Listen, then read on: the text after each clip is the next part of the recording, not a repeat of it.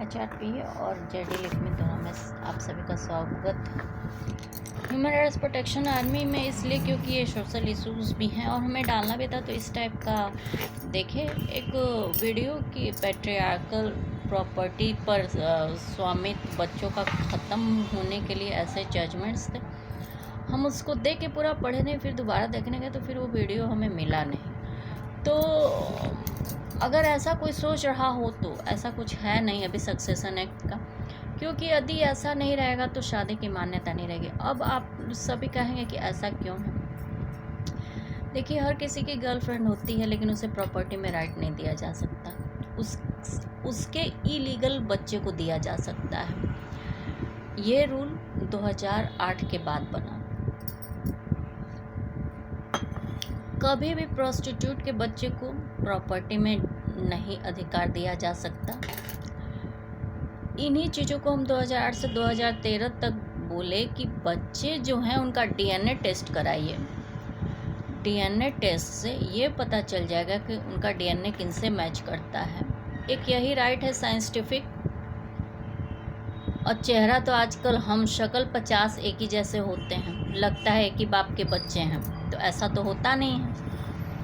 एक ही साधन है डीएनए टेस्ट।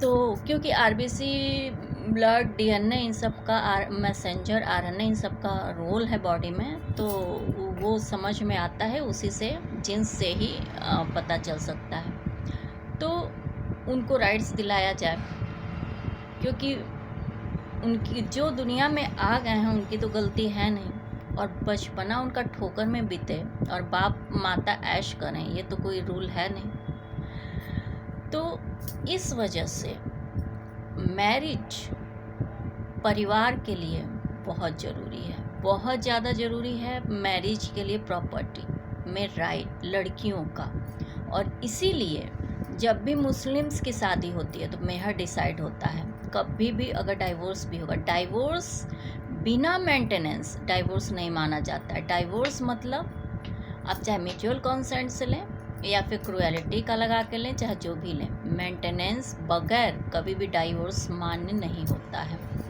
तो डाइवोर्स में मेंटेनेंस इम्पॉर्टेंट है। आप 1 रुपये का मेंटेनेंस लीजिए, लेकिन मेंटेनेंस लीजिए।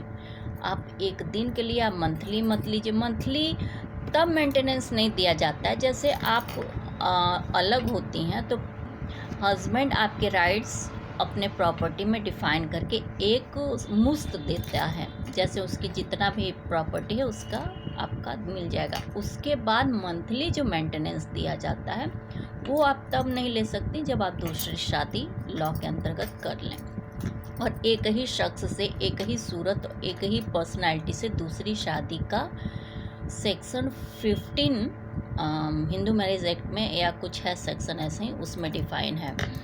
वरना एक ही व्यक्ति से मेंटेनेंस डाइवोर्स के बाद लिया जाता है।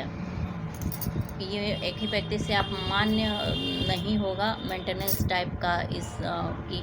लेकिन अगर वो दूसरी शादी कर लेती है, दूसरे पर्सन, दूसरी पर्सनालिटी, दूसरा परिवार, तो आप मंथली मेंटेनेंस नहीं ले सकते। लेकिन जो एक मुफ्त राशि जो मिली है वो आपकी वुमेन स्टेट है। जो शादी में आपको गिफ्ट्स मिले हैं वो आपके वुमेन स्टेट से, वो कोई नहीं। आप ये अधिकार औरतों को पता होना चाहिए।